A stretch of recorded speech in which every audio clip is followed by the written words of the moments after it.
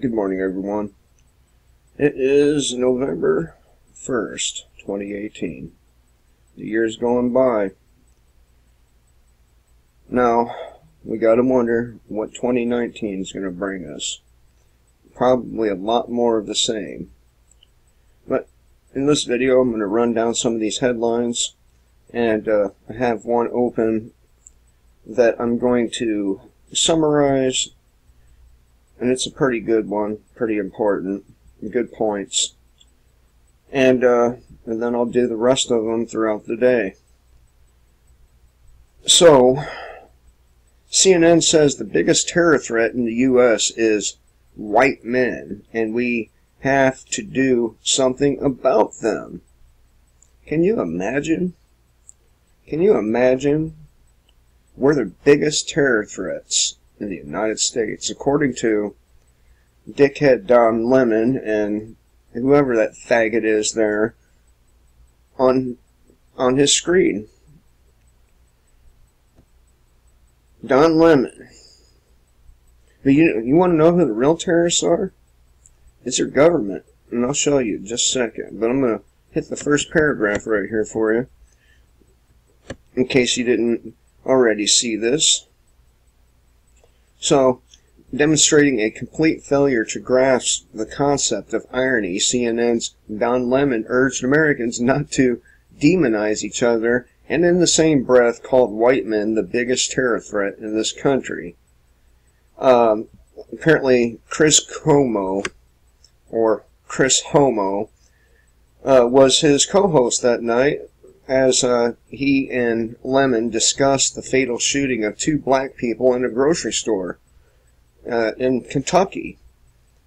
A raft of pipe bombs mailed to Democratic figures, and Saturday's shooting dead of 11 worshippers at Pittsburgh Synagogue. The Kentucky and Pittsburgh shooters were white males, while Caesar Sayak, the so-called male bomber, was identified in the past as Native American. Of course, that is incorrect. He is something else, and I don't remember what that was, but it was not Native American. So, these two homos are calling white males the biggest terror threat in the country. Meanwhile,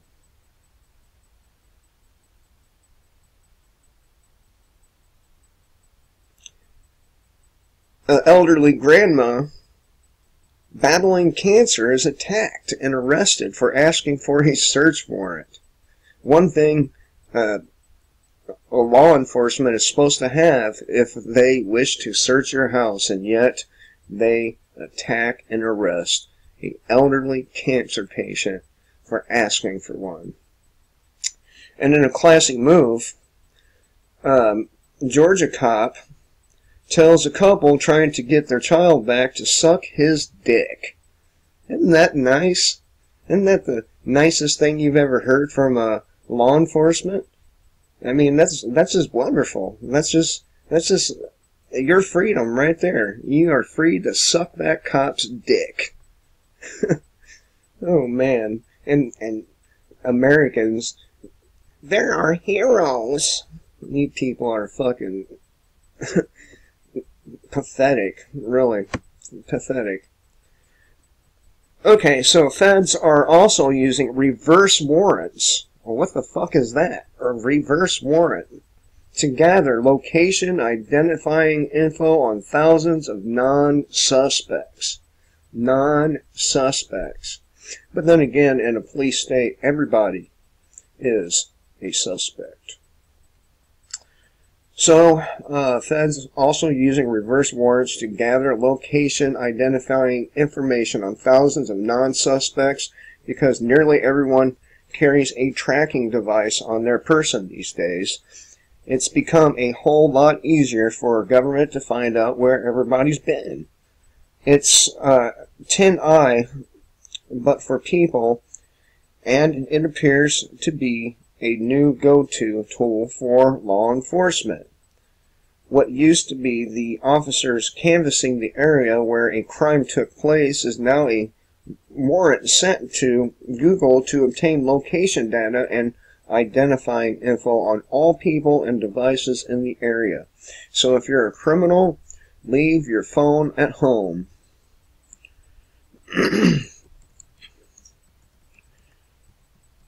I don't really care, if some asshole got killed by a mafia hitman in jail. I just don't. Because of who the person is, really. Whitey Bulger, not a good guy. Not a good guy, so his death is probably justified. They ask, why is social media so toxic?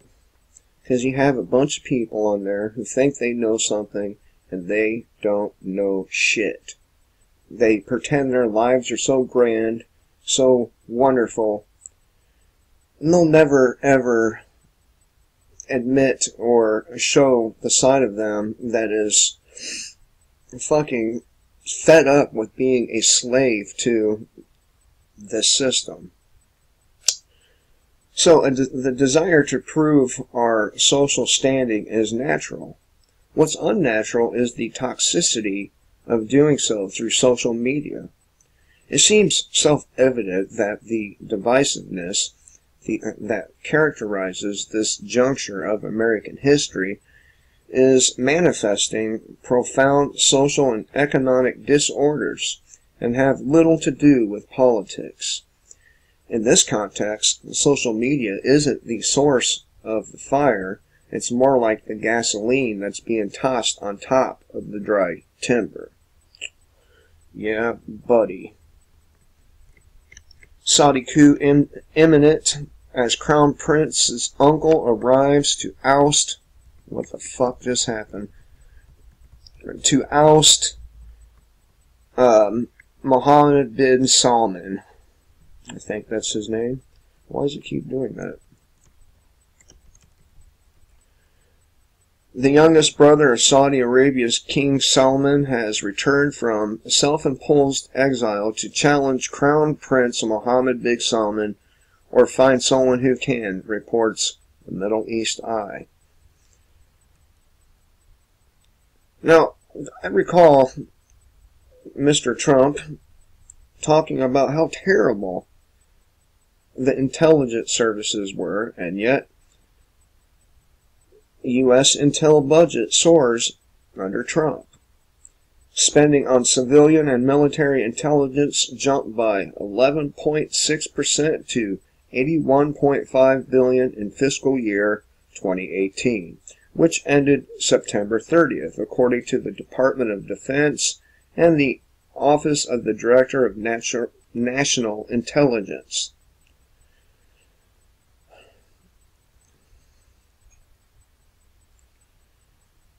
Nearly $6 billion belonging to dead Libyan dictator Gaddafi has gone missing. Why is that not a surprise? I mean, they probably went over there and pillaged everything the dude owned. Isn't that what they do when they go over there? They pillage the museums and the gold and the oil and any other natural resource you can think of. And it don't even belong to us. It belongs to the fucking Libyan people.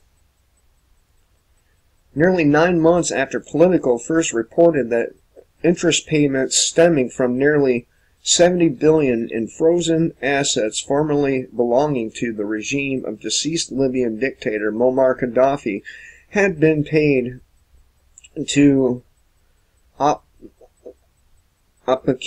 accounts, I'm not really sure how to pronounce that one, but belonging to the Libyan Investment Authority. UN investigators are finally looking into where the money went.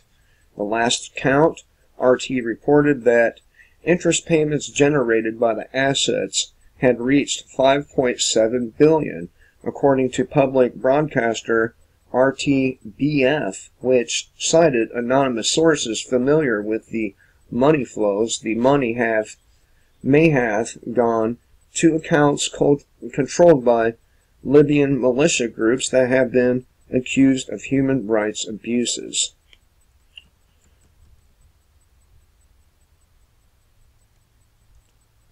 Pentagon wants to predict anti-Trump protests using social media surveillance. And it wasn't too long ago, it seemed like the Pentagon was completely against Trump. What the fuck happened? So they want to predict anti-Trump protests using social media surveillance. A series of research projects, patent filings, and policy changes indicate that the Pentagon wants to use social media surveillance to quell domestic insurrection and rebellion.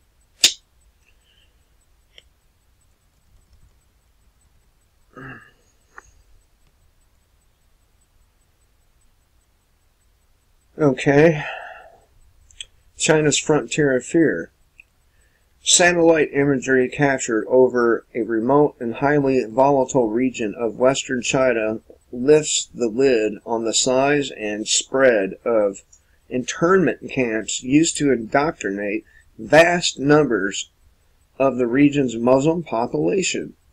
An investigation by ABC News, using new research collated by the Australian Strategic Policy Institute think tank, identifies and documents the expansion of 28 detention camps that are part of a massive program subjugation in the region of Xinjiang. Spy vacuums now. Russia eyeing military base in Cuba as U.S. prepares to leave nuclear missile deal. Saudis demanded good publicity over Yemen aid, leaked UN documents show, and they are the biggest perpetrators of the genocide or democide going on over there in Yemen. Alright, this is where I'm gonna jump over to the main article here. Mattis, U.S. needs offensive weapons in space for defense. Secretary of Defense James Mattis claims that it's not enough for the United States to have advanced weapons on Earth, but in order for the nation to be safe, the country needs weapons in space. Mattis alleges that in order to protect the American way of life, whatever that is, the Pentagon must be prepared for deployment and usage of offensive weapons in space. One more here. Turkey says Saudis strangled Khashoggi immediately on entering consulate and dismembered the body. I mean, these are the kind of people our government's allied with. Alright. Over here on Zero Hedge, first secure the borders. Now, has anyone ever considered the possibility that maybe the borders are more meant to keep people in than they are to keep third world, non-skilled, and uneducated people out? As Ludwig von Mises correctly stated, in a free state, no one is forced to remain within the state. Anyone who seeks to immigrate is free to do so. This is, in fact, one of the primary tenets of liberty. If you don't like it, you can leave it.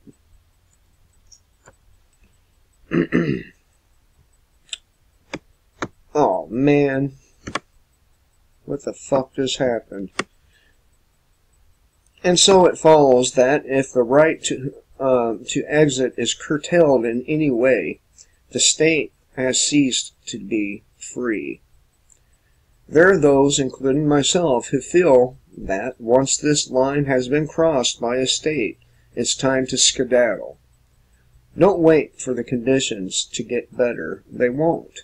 History shows us that in every case where migration has become curtailed, the state never reverses to a more open policy. In fact, it becomes decidedly more restrictive.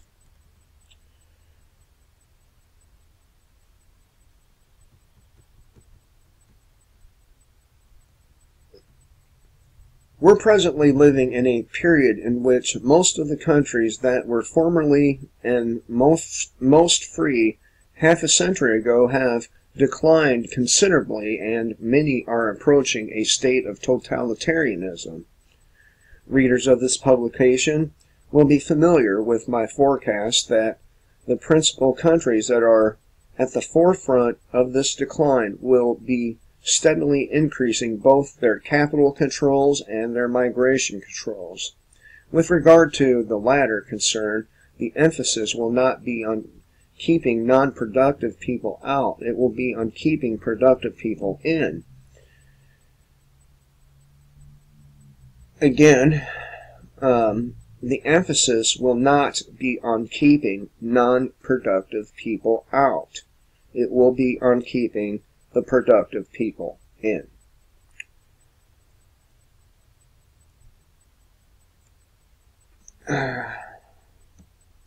As the reader will be aware, the EU and the US are rife with problems regarding large numbers of people immigrating from other countries.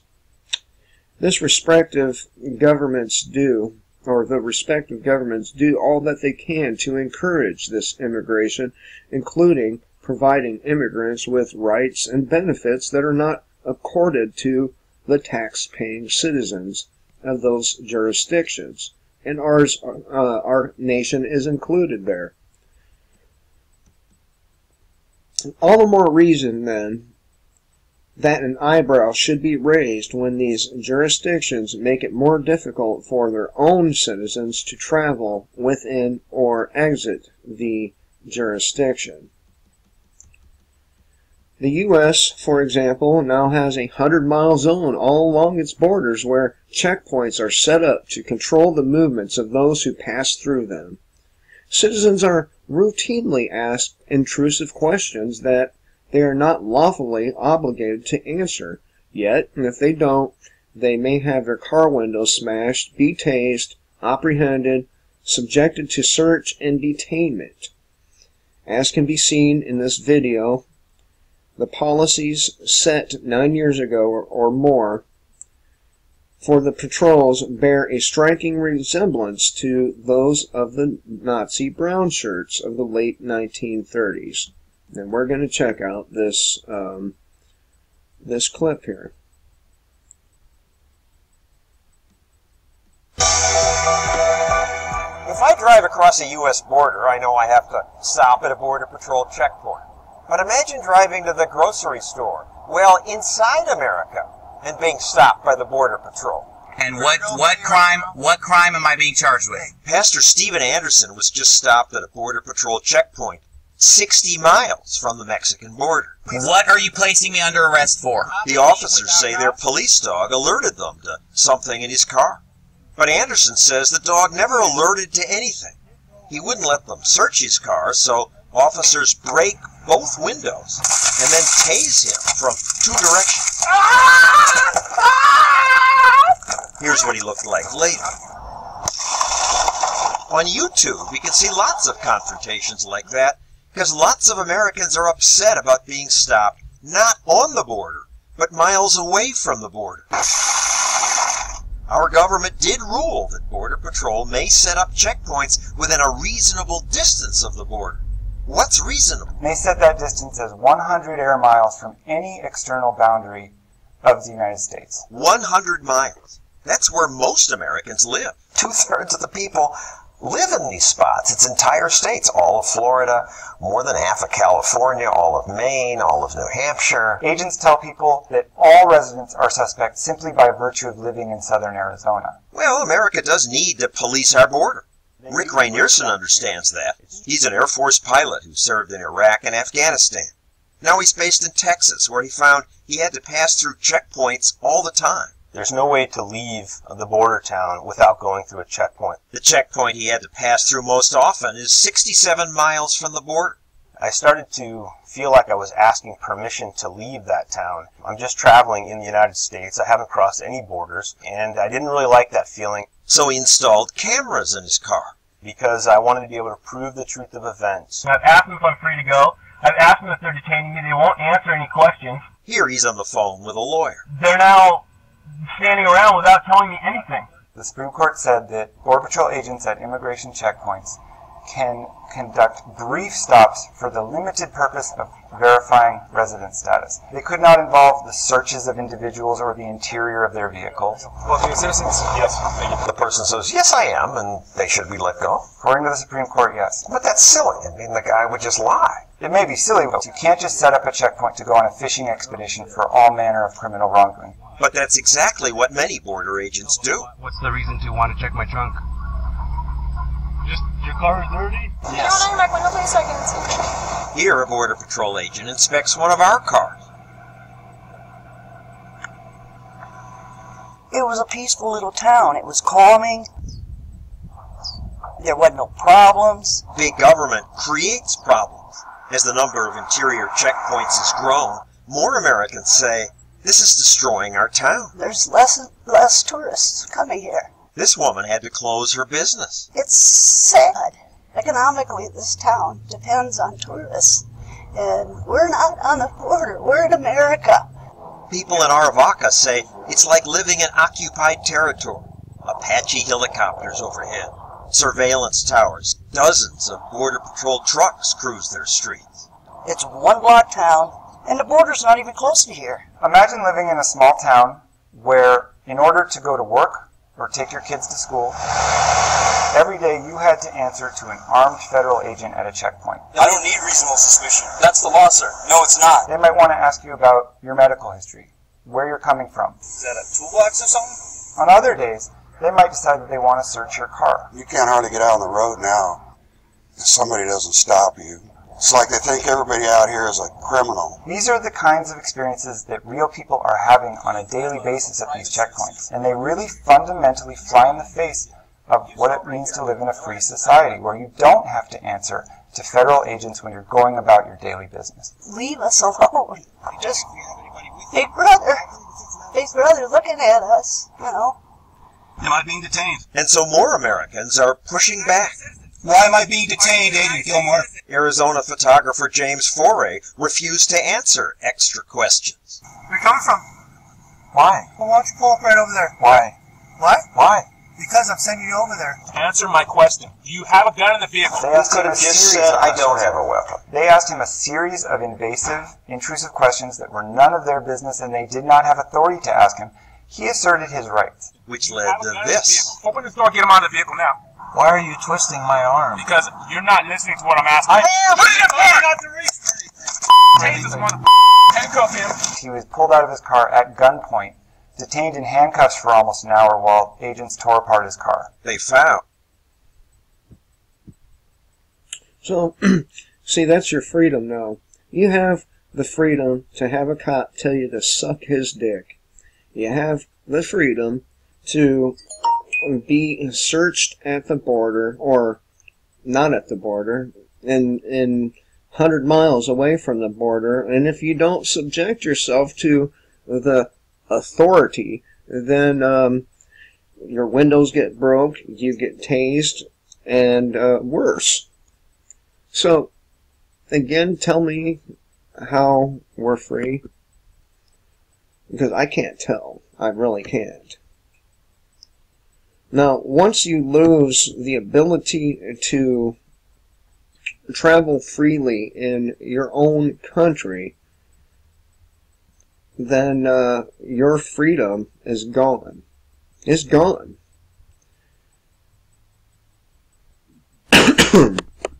So, something to think about. And I know somebody will eventually see this video that has to go through this every fucking day. Every day. I live in a state where if I go to Colombia, those checkpoints apply. Hell, they set up checkpoints all along the 85 interstate. Interstate 85. They do it pretty frequently. Recently, I saw a bus pulled over with DEA agents, FBI agents, state, local, and county police all surrounding the people in that bus.